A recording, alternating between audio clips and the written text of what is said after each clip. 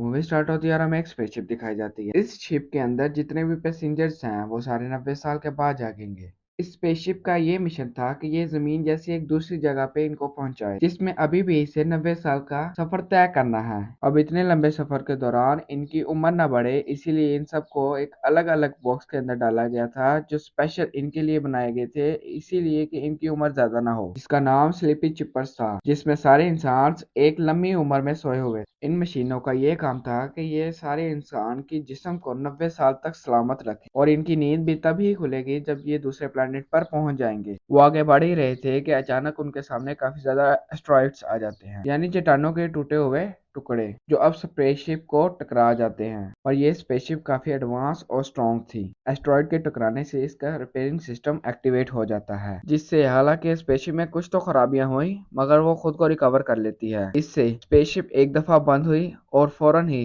Restart हो गई। पर इस टक्कर से एक इंसान की स्लीपिंग चिपर खुल गई। देखते ही देखते उसके स्लीपिंग चिपर खराब हो गया और उससे स्लीपिंग चिपर हटने लग गई। अब तक स्पेसशिप ने अपने 30 साल का सफर खत्म कर लिया था। इसका नाम जिम था। ये अब उठ के आगे बढ़ा। पहले पहले तो उसे काफी चक्कर आ रहे थे मगर बाद में वो नॉर्मल हो जाता है। अब जेम्स वहां जाता है जहां पर सारे पैसेंजर्स ने सफर खत्म करने के बाद पहुंचना था, क्योंकि यहाँ पर तब इनकी मीटिंग होने वाली थी। पर जेम्स देखता है यहाँ पर कोई भी नहीं और वो पूरे हॉल में और पूरी स्पेसशिप में इनको ढूंढने लग जाता है, मगर उसको अपने सिवा यहाँ पर कोई भी नहीं मिला। वो कंट्रोल रूम में अब मदद मांगने के लिए जाने लगा, मगर उसने देखा कंट्रोल रूम का दरवाजा बंद था, क्योंकि इस दरवाजे को सिर्फ कंट्रोल रूम के मेंबर के आईडी से ही खोला जा सकता था या फिर टीम के हेड की। इसीलिए जेम्स अब अपनी लोकेशन सिस्टम से ही निकलवाता है ताकि वो पता कर सके इस वक्त स्पेसशिप कहाँ है। जहां उसे पता चला कि जिस प्लेनेट पर उसने जाना है वहां पर अभी 60 साल का सफर करना बाकी है। जहां उसे पता चला है कि वो 60 साल पहले ही अपने स्लीपिंग चेपर से बाहर निकल आया है। वो काफी मायूस हो गया और वहां से जाने लगा, मगर तभी उसकी नजर सामने पड़ी और उसने देखा कि शायद वहां पर एक इंसान है, मगर जहां उसे पता चला कि वो इंसान नहीं, इंसानी शक्ल वाला रोबोट है। अब वहां उसे एक औजार मिला जिसकी मदद से वो अपने स्लीपिंग चेम्बर को ठीक करने लगा, मगर इस कोशिश में वो नाकाम ही रहता है। इसके बाद जेम्स कंट्रोल रूम में भी जाने की कोशिश करता है, औजारों से उस दरवाजे को काटने की कोशिश करता है, मगर वो स्पेसशिप इतनी एडवांस थी कि उस दरवाजे को कुछ भी करना नामुमकिन था। अब जेम्स ने आगे जाकर देखा तो स्पेसशिप के बाकी हिस्सों में भी खराबी आ रही है, मगर अब वो सारी चीजों को नजरअंदाज करके रोबोट के पास जाकर बैठ गया। वो रोबोट को जाकर कहता है कि शायद अब मैं हमेशा के लिए इस स्पेसशिप में फंस गया हूँ और अब कोई भी मेरी मदद करने के लिए नहीं आएगा और अब मैं यहाँ पर अकेला ही मर जाऊंगा। ये सब सुनकर रोबोट बोलता है कि बस इंसानों में यही खामियां हैं, उनको हमेशा वही पसंद है जो उनको चाहिए, हालांकि वो उसी में खुश रहना चाहिए जो उनके पास है। उसकी ये बातें कहीं ना कहीं जेम्स पर असर कर जाती हैं, इसलिए जेम्स स्पेसशिप में जो भी था उससे ही फायदा उठाने लगा और खुशी खुशी आगे अपनी जिंदगी जीने लगता है। स्पेसशिप में करने को खेलने को बहुत कुछ था, तब वो ये सब कुछ करके ही अपना टाइम गुजारता है। तभी उसका पैर फिसल जाता है और वो नीचे गिर जाता है और अचानक उसकी नजर एक स्लीपिंग चेम्बर पर गई जिसके अंदर एक लड़की लेटी हुई थी जिसका नाम अरोरा है। अब जब ये लोग जमीन पर थे तो तब ये अरोरा को पसंद करता था। अब वो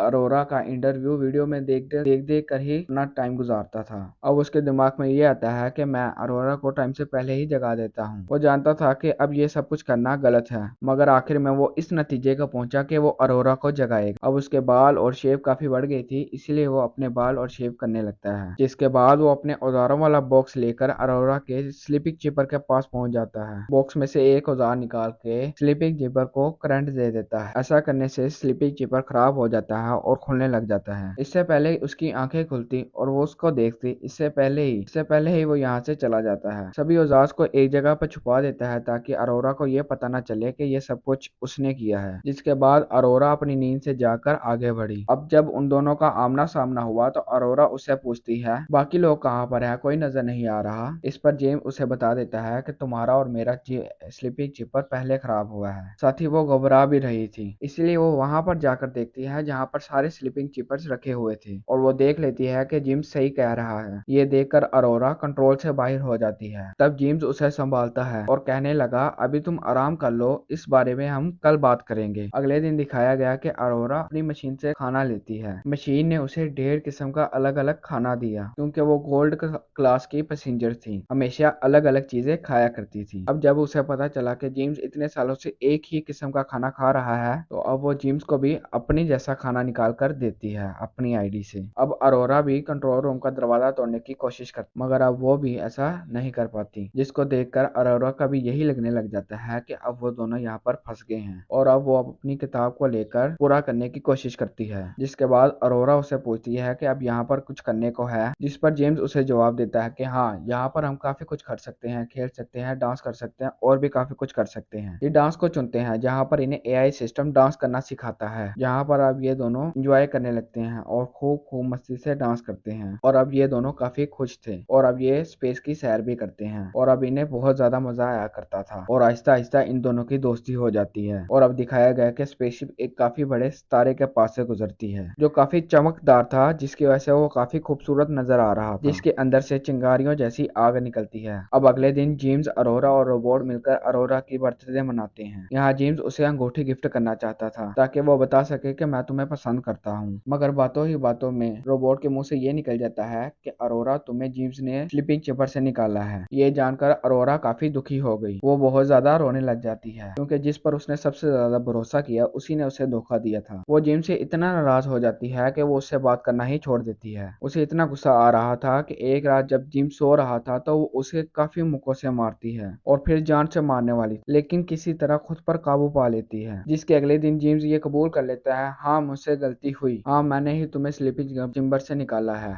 मुझे माफ कर देना, के अलावा मेरे पास कोई हल नहीं। 1 साल अकेले रहने की वजह से जैसे मैं पागल हो गया, लेकिन अब भी अरोरा उसकी एक भी बात नहीं सुनती और अब भी उस पर काफी चिल्लाने लग जाती है। और अगले दिन जब वो लिफ्ट में था तो अचानक खराबी होने की वजह से वो लिफ्ट में ही फंस जाता है। तो जैसे तैसे करके वो लिफ्ट से बाहर आने की कोशिश करता है और दूसरी साइड अरोरा खाना ले रही थी और उधर उधर भी मशीन पे खराबी आ जाती है, जो काफी ज्यादा खाना अरोरा पर फेंकना शुरू कर देती है, जिसको देखकर उसे ये समझ नहीं थी आ रही आखिर ये सब कुछ हो क्या रहा है। ये सब कुछ ये सोच ही रहे थे, तभी इन्हें एक इंसान की आवाज आती है और जब ये देखने के लिए आगे बढ़े तो इन्हें नजर आता है कि इनका हेड भी अब नींद से बाहर आ गया है और उसे भी अब खराबी का पता चल गया था और वो अब अपनी आईडी से कंट्रोल रूम का दरवाजा खोलता है ताकि वो चेक कर सके और कौन कौन सी खराबियां हैं, मगर उसे कुछ भी पता नहीं चल पाता। जिसके बाद ये तीनों फैसला करते हैं कि स्पेसशिप में होने वाली सारी खराबियों को ये तीनों मिलकर ठीक करेंगे। तीनों जब आगे बढ़े तो इन तीनों पर एक रोबोट गिर जाता है, मगर वो जमीन पर गिरकर टूट गया था। ये देखकर हेड बताता है कि ये 15वां रोबोट है जो गिरकर टूट गया है। अब हेड अरीरा के स्लीपिंग चैम्बर को जाकर चेक करता है, जिसको देखने पर उसे पता चल गया कि जेम्स ने इसके स्लीपिंग चैम्बर को खराब किया है, मगर उसे हेड कुछ नहीं कहता, क्योंकि उसे पता है कि 1 साल इंसान अकेला रहकर वाकई ही पागल हो जाता है। और अब अचानक ही हेड की और अब जब वो अपने कमरे में आता है तो उसे पता चलता है कि उसके मुंह से खून निकल रहा है। अब एक रात फिश की अपने आप ही लाइट चली जाती है, इस वजह से इस शिप की पूरी ग्रेविटी बंद हो जाती है और अब ऐसा सब कुछ होने से ये सब हवा में उड़ना शुरू कर देते हैं। ग्रेविटी के ना होने की वजह से वो पानी के एक बबल में फंस जाती है। वो बाहर नहीं निकल सकती थी और पानी में रह रह के उसका सांस बंद होना शुरू हो गया, पर इससे पहले जान चली जाती शिप रीस्टार्ट हो जाता है, क्योंकि बिजली वापस आ गई। अरोरा जो उड़ रही थी वो दोबारा पानी में चली जाती है और उधर जो जेम्स उड़ रहा था वो भी अपने बेड पर दोबारा गिर जाता है। जिसके बाद ये तीनों खराबियां एआई सिस्टम में देखने लग जाती है। इसके बाद इन्हें पता चला कि स्पेसशिप में बहुत ज्यादा मसले हैं। अब ये पावर सप्लाई वाले एरिया में आए जहाँ पर पूरे स्पेसशिप की सप्लाई, मगर जैसे ही हेड यहाँ पर आया तो वो बेहोश हो गया। पूरा स्कैन किया गया तो पता चला हेड को पूरी 602 बीमारियां हैं, जिसकी वजह से धीरे धीरे उसके टिश्यूज खत्म हो रहे हैं, जिसका मतलब ये था कि अब हेड कुछ ही लम्हे में या कुछ ही टाइम में मर जाएगा। अपने बारे में ये सब कुछ जानकर हेड बहुत ज्यादा दुखी हो गया और अब वो इन दोनों को अपने पास बिठाकर कहता है, देखो मेरी बात गौर से सुनो, एक दूसरे का ख्याल रखना और प्यार से रहना। वो अपनी आईडी भी इन दोनों को दे देता है, क्योंकि वो यहाँ पर अब रुक कर कुछ भी कर सके। और इसके बाद उस बेचारे की मौत हो जाती है। उसकी लाश को वहां पर छोड़ के ही जेम्स और अरोरा शिप की खराबियों को ठीक करने के लिए भाग। हमारी एक ऐसी खराबी आई कि जिसकी वजह से ये दोनों हवा में उड़ने लगे और स्पेसशिप की सब चीजें खराब होने लगी। रोबोट में भी ऐसी खराबी आ गई कि वो खुद को ही नुकसान पहुंचाना शुरू कर देता है, जिसको देखकर अरोरा फौरन उसके पास गई और उसके सिस्टम को ही बंद कर दिया। इसके बाद वो दोनों फिर से आगे बढ़ के स्पेसशिप के पूरे हिस्से को ठीक करने लग जाते हैं। इसके बाद वो पावर सप्लाई रूम के बाहर आए और जैसे ही उन्होंने उसका दरवाजा खोला तो उसके अंदर एक काफी बड़ा सुराख। अब वो दोनों गिरने लग जाते हैं, मगर किसी तरह से वो खुद को रोककर और सुराख को बंद कर देते हैं। खुद को संभालने के बाद इन्होंने देखा कि स्पेसशिप में इस जैसे काफी और होल्स हैं, और जब ये दोनों मेन सप्लाई सिस्टम के पास गए तो इन्होंने देखा बिजली का पूरा सिस्टम खराब हो गया है। इसीलिए वो सिस्टम के पूरे हिस्से को बदलने लग जाते हैं, मगर स्पेसशिप में खराबी होने की वजह से हीट एक साथ इकट्ठी होने लग जाती है, जिसको बाहर निकालने के लिए इन्होंने गेट खोला, मगर लीवर काम ही नहीं कर रहा था और दरवाजा खुला ही नहीं।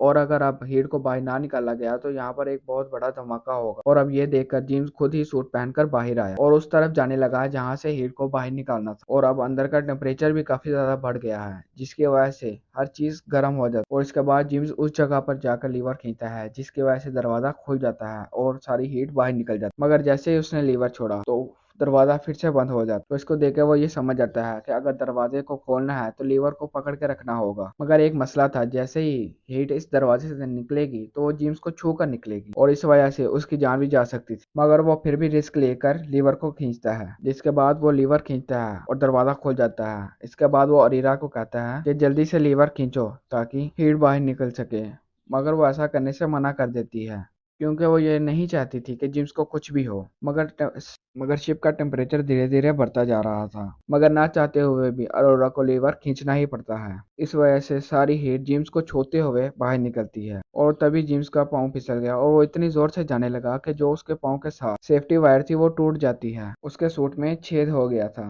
और अब वो स्पेसशिप से दूर हो रहा था। और अब उसको बचाने के लिए अरोरा भी सूट पहनकर बाहर आती है। फिर भी अरोरा उस तक पहुंचने की कोशिश करती है। दोनों ने एक दूसरे का हाथ भी पकड़ लिया था, मगर हाथ फिसलने की वजह से वो दोनों फिर से अलग अलग हो जाते हैं। ये देखकर अरोरा रोने लग जाती है क्योंकि उसे लगने लग जाता है कि जेम्स अब चला गया है। लेकिन अब वो उस तार को देख लेती है जो जेम्स के साथ जुड़ी हुई, और तभी वो उस तार को खींचकर जेम्स को अपनी तरफ कर लेती है, जिसके बाद वो उसे स्पेसशिप में ले आई। जेम्स का सूट जल गया था, जिसकी वजह से काफी देर स्पेस में रहने की वजह से उसकी हालत, और जिसे देखकर अरोरा भी काफी डर जाती है और उसका सूट निकालकर उसे मेडिकल मशीन में डाल देती है और उसे हुक्म देती है कि अपने सारे इंजेक्शन एक दफा ही जिम्स पर डाल दो। मगर ऐसा करते ही एक दफा ही में ही जिम्स का इलाज करना शुरू कर देती है, मगर इससे भी जिम्स की बॉडी में जरा भी बदलाव नहीं आता। मगर खुशकिस्मती से थोड़ी ही देर में जिम्स की आंखें खुल जाती हैं, जो देखकर अरोरा काफी ज्यादा खुश हो जाती है। जेम्स की हालत ठीक होते ही ये दोनों पूरे स्पेसशिप को ठीक करना शुरू कर देते हैं, जिसके बाद इज्जत के तौर पर हेड को कपड़े पहनाकर बैच लगाकर स्पेसशिप में छोड़ देते हैं। अब जेम्स को एक और स्लीपिंग चेम्बर मिलता है जो बिल्कुल ठीक, जिसमें अब इन दोनों में से कोई एक जाकर सो सकता था। जिसके बाद वो अरोरा को कहते हैं तुम उसी स्लीपिंग चेम्बर में जाकर आराम से सो जाओ, मगर अरोरा उसे ऐसा करने से मना कर देती है। नहीं, मैं तुम्हें अकेला छोड़कर नहीं जाऊंगी। जिसके बाद ये दोनों यहाँ पर कुछ साल और गुजार, जिसके बाद एक दिन जिम्स उसे वो अंगूठी दे देता है जो पहन के वो बहुत ज्यादा खुश हो जाती है। जिसके बाद हम ये देखते हैं कि वो स्पेसशिप आखिरकार वहां पर पहुंच गई है जहां पर इसे जाना था। और ऐसे होते ही सारे पैसेंजर्स उठ जाते हैं, मगर ये जैसे ही बाहर देखते हैं तो ये देखते हैं पूरे स्पेसशिप में पेड़ पौधे उगे हुए हैं जो जिम्स और अरोरा ने लगाए थे। मगर इतने साल गुजरने की वजह से अब उन दोनों की मौत हो गई, मगर उन्होंने बहुत अच्छे कामों में से एक काम स्पेसशिप को भी अच्छा किया था। तब भी ये लोग अपनी मंजिल तक पहुंच गए और ऐसे ही हैप्पी एंडिंग हो जाती है। और अगर आप लोगों को हमारी ये वीडियो पसंद आई है तो प्लीज़ लाइक और सब्सक्राइब कर दीजिएगा। अल्लाह।